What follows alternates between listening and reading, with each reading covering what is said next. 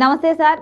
మనం గత ఓకే. 4, 5 రోజుల నుంచి చూస్తుంటే ఇండిగా సంస్థలో అయితే తీవ్ర సంక్షోభం నెలకొంది. సర్వీసులు వరుసగా క్యాన్సిల్ చేస్తున్నారు. ఇవాళ కూడా 400 సర్వీసులైతే క్యాన్సిల్ చేశారు. అసలు ఇండిగో సంస్థలో ఏమవుతుంది? కేంద్రం కూడా సీరియస్ అయిపోయింది. షో కాజ్ నోటీసులు జారీ చేసింది. మరి ఎందుకు వాళ్ళు రియాక్ట్ అవ్వట్లేదు? నిజంగా పైలట్ కొరత ఉందా? ఇంకేదన్నా ఇబ్బందులు తలెత్తాయా? అమ్మ గౌరీ, నీకు అట్లాగే ఓల్ గాని ప్రేక్షకులకు నమస్కారం. ఈ సంక్షోభం ఇంకొక 3, 4 రోజులు కొనసాగుతుంది. అసలు సంక్షోభానికి మూల కారణం ఏంటి? ఎవరికి నుంచి ఎవడ అనే ఒక పాట ఒక పద్యం ఉంది కదా, అట్లాగే ఉండే పరిస్థితి. అంటే ఈ ముగ్గురు ఎవరైతే కేంద్ర ప్రభుత్వము, డీజీసీఏ, ఇండిగో ఈ సమన్వయం లేకపోవడం సమర్థిస్తున్నారు.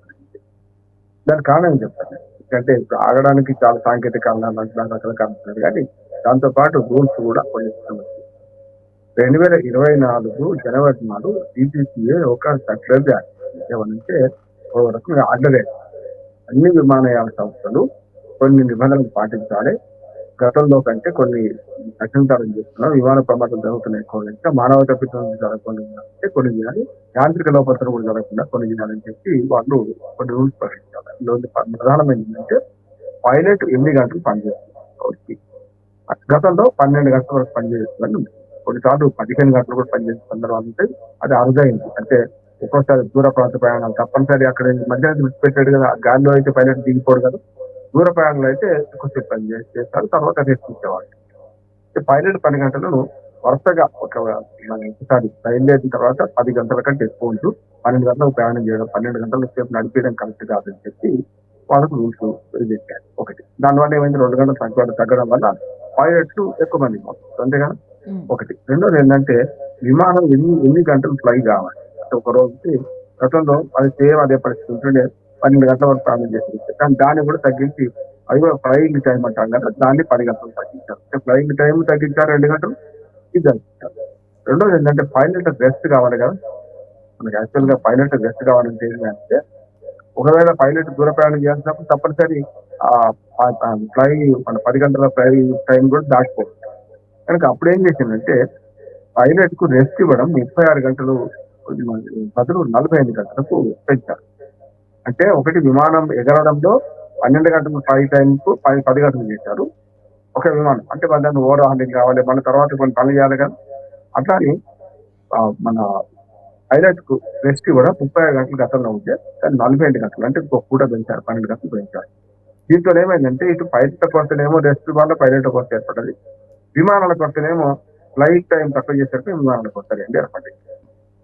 మొత్తం మీద పైలట్ ఎంతమంది కావాలి అంటే మరొక 300 మంది పైలట్ కావాలి. అట్లానే మరొక 200 మంది అదనపు సిబ్బంది, 500 మంది సిబ్బంది కొత్తగా అవసరం లేదు ఈ రూల్స్ వల్ల. విమానాలేమో ఫ్లైయింగ్ టైం తక్కువ అవడం వల్ల విమానం కొత్తగా కూడా వస్తుంది. అట్లాగే పైలట్ ఏమో రెస్ట్ టైం పెరగడం వల్ల వాళ్ళకు పైలట్ల సంఖ్య పెరగదు. అసలు మొత్తం మన భారత విమానయాన రంగం చూసుకుంటే మొత్తం ఇప్పుడు నడుస్తున్న దాంట్లో అంటే ప్రైవేట్ విమానాలు వచ్చిన తర్వాత, అంతకుముందేమో ప్రైవేట్ ఎయిర్లైన్స్ వచ్చిన తర్వాత, అంతకుముందు కేవలం మన ప్రభుత్వమే నడిపేది కదా. ప్రభుత్వం నడిపిన తర్వాత మెల్లమెల్లగా ఇవన్నీ వచ్చేసింది. ఇవాళ భారతదేశంలో ఇండిగో విమానాల సంఖ్య 60%. అంటే 100 విమానాలు అంటే మిగతా విమానయాన అన్ని కూడా 40% అయితే ఇది ఒకటి 60%. ప్రయాణికుల చేరవైతే కూడా 65%, ఇంకో 5% ఎక్కువ. అంటే బాగా బిజీగా ఉంటుంది. ఇండిగో విమానాలు చాలా బిజీగా ఉంటున్నాయి. ఇంకోటి ఆక్యుపెన్సీ రేట్ కూడా ఎక్కువనే పెంచుకుంటాయి. తర్వాత ఏమైందంటే ఆక్యుపెన్సీ రేట్ ఎక్కువ ఉన్నప్పుడు మనం పడతల పడతాయి. అంటే మనకు సర్వకైనా చాంతాడే ముంతకైనా చాంతాడే అంటాం కదా. కనుక బావి లోతును బట్టి కాదు, బావి ఎంత లోతున్నా సరే మనం కట్టేదాన్ని చాంతాడు అంతలో తీసుకోవాల్సిందే కదా. చిన్న ముంత కట్టి అంతే చాంతాడు వాడాలి, లేకపోతే కలవైనా చాంతాడు. ఇప్పుడు ఏమైంది, మిగతా విమానయాన సంస్థలకు బాగా నష్టాలు ఉంటే ఇది కూడా ఉన్నది నష్టాలు లేకుండా నడుస్తున్నాయి. ఈ స్థితిలో సిబ్బందిని పెంచుకోవడం అనేది ఎందుకు వచ్చిందంటే 2024లో ఈ రూల్స్ ఏవైతే వచ్చినాయో, రూల్స్ వచ్చిన తర్వాత 24 మొత్తం ఊరుకున్నారు డీసీజీఏ తర్వాత కూడా డీజీసీఏ. తర్వాత ఏమైంది, ఈ సంవత్సరం ఊరుకుంది. నవంబర్ లో స్ట్రిక్ట్ గా ఇంప్లిమెంట్ చేసి సహించము క్షమించమని మళ్ళీ గట్టిగా సర్క్యులర్ జారీ. దీంతో ఏమైంది, ఇప్పటిదాకా నడుస్తుంది కదా, చెన్నైతో బాలకృష్ణ నడిపించారు. ఇప్పుడు ఖచ్చితంగా కూర్చున్న వాటిని ఏమైందంటే ఇప్పుడు నడపడానికి పైలట్ లేకుండా విమానాల సంఖ్య తక్కువైంది. దీంతో ఒకటి. రెండవది ఓటీపీ వస్తుంది కదా మనకి మామూలుగా, దానిలో కూడా టెక్నికల్ గా కూడా కొన్ని మార్పులు చేసింది. ఆ టెక్నికల్ మార్పులు వాళ్ళకే బాగా తెలుసు కనుక టెక్నికల్ మార్పులకు అనుగుణంగా ఈ విమానాలు మార్పుపడి టైమింగ్ చేంజ్ అవుతాయి.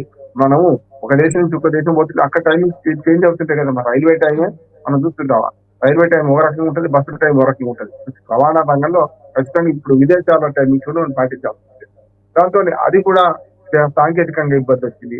ఈ మూడింటి వల్ల ఇబ్బంది వచ్చింది కానీ సమన్వయం ఎందుకు లేదంటున్నానంటే, డీజీసీఏ ఏదైతే అన్నదో దానికి టైం 2024లో సర్క్యులర్ జారీ చేసినప్పుడు 2024 నుంచి ఇప్పటిదాకా అంచెలంచెలుగా దీన్ని చేస్తే ఒకేసారి భారం పడకపోతుంది వీళ్ళకి కూడా. అంటే ఒక 6 నెలలు గట్టిగా ఇంప్లిమెంట్ చేస్తామని చెప్పి టైం ఇవ్వడం, మళ్ళీ ఒక 6 నెలలు ఈసారి లేకపోతే నడవనీయం అంటే అయిపోయింది. కానీ 1.5 year ఆగిన తర్వాత ఈసారి నవంబర్ డెడ్ లైన్ పెట్టేసి నడపనీయం లేకపోతే అని చెప్పి నేను చెప్పిన రూల్స్ అని పాటించాలంట. అప్పుడు సమస్య వచ్చింది. ఎందుకు వచ్చిందంటే ఫ్లయింగ్ టైం తక్కువగానే విమానాల సంఖ్య తక్కువ పెంచాల్సి వచ్చింది, అది పెంచలేదు. పైలట్ల సంఖ్య పెంచలేదు. పోనీ పెంచి ఆర్డర్ జారీ చేశారు, మళ్ళీ ఒక వెసులుబాటుని ఇవ్వాలి కదా, అది కూడా ఇవ్వలేదు. ఇప్పటిదాకా అసలు జారీ చేసిన ఆర్డర్లు చెల్లకుండా పోయినా ఊరుకున్నారు.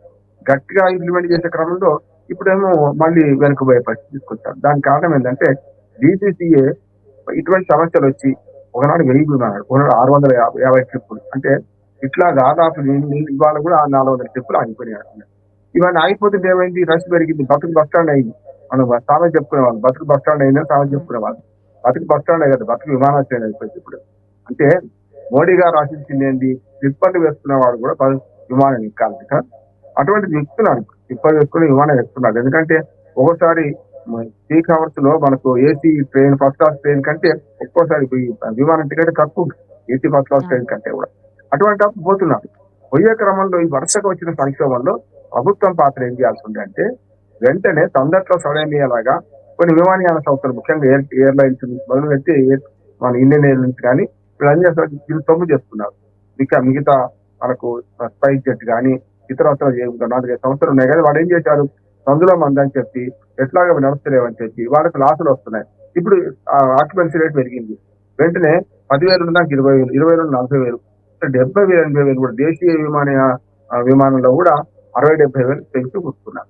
అవసరమైన పోయిండు, అవసరం లేనివాడు ఏం చేసిండు, అవసరం ఉన్నా కూడా 70,000 పెట్టలేదు, డబ్బులు కూడా రాలే, వెనకగా రాలే డబ్బులు కూడా, బాగు కూడా అన్నారు. అందుకని ఏడుస్తూ అక్కడే కూర్చోవాల్సి వచ్చింది.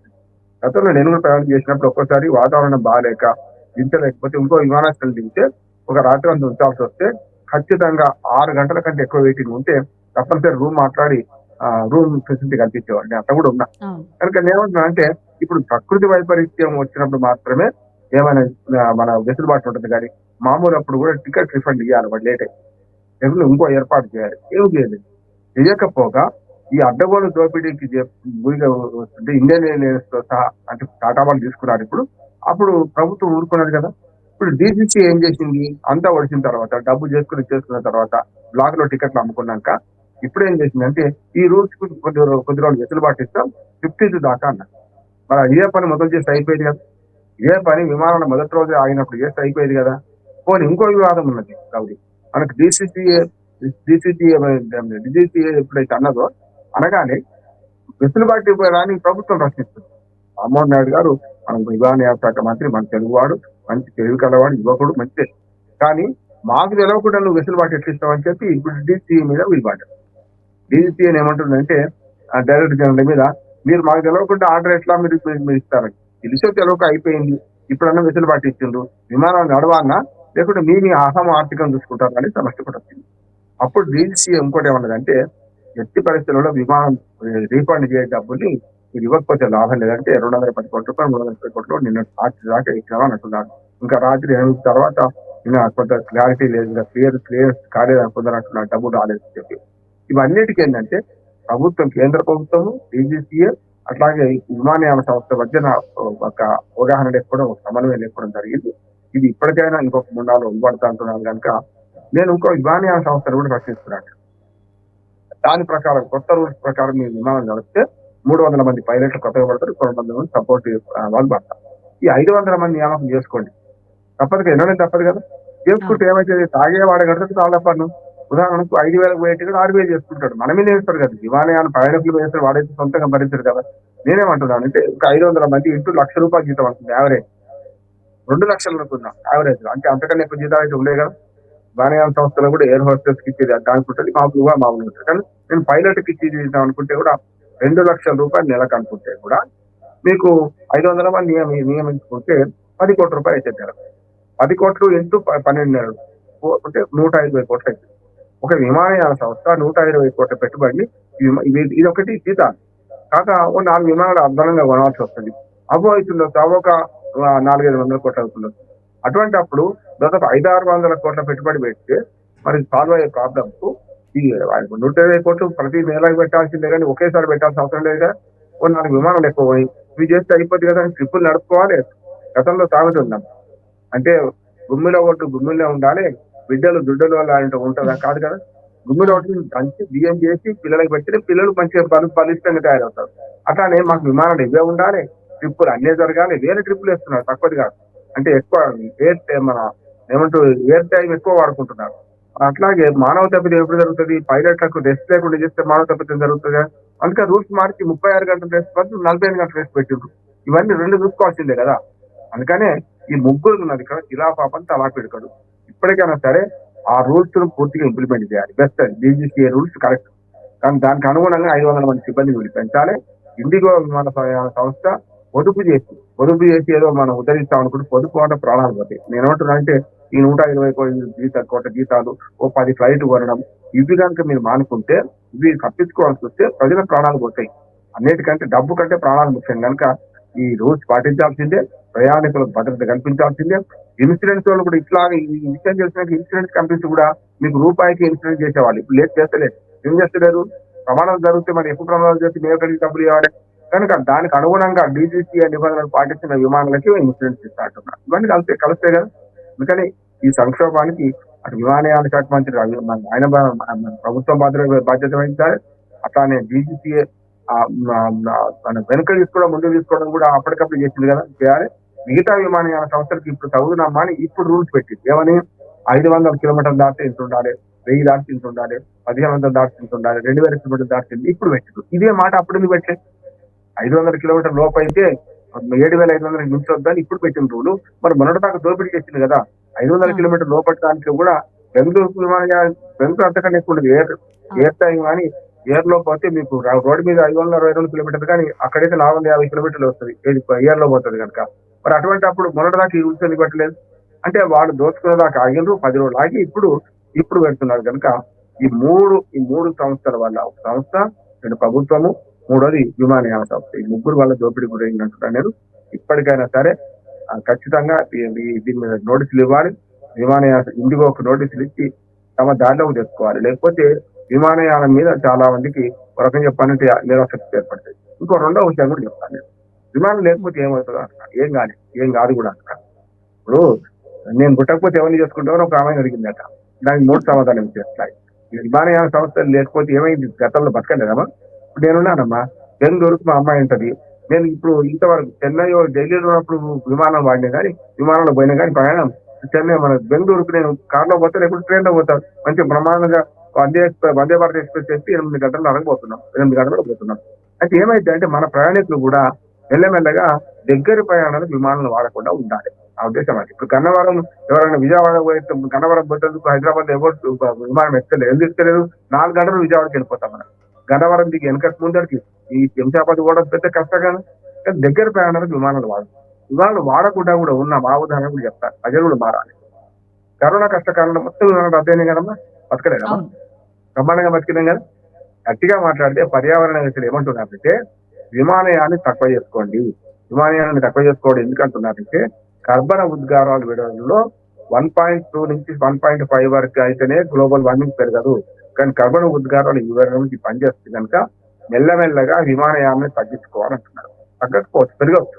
కానీ మనం కనుక మార్చుకోదలుచుకుంటే మనం దగ్గర ప్రయాణం విమానయానం చేయకపోతే ట్రైన్లలో, బస్సులో ప్రయాణం చేసి, కార్లలో ప్రయాణం చేస్తే సమస్య ఉండకపోవచ్చు.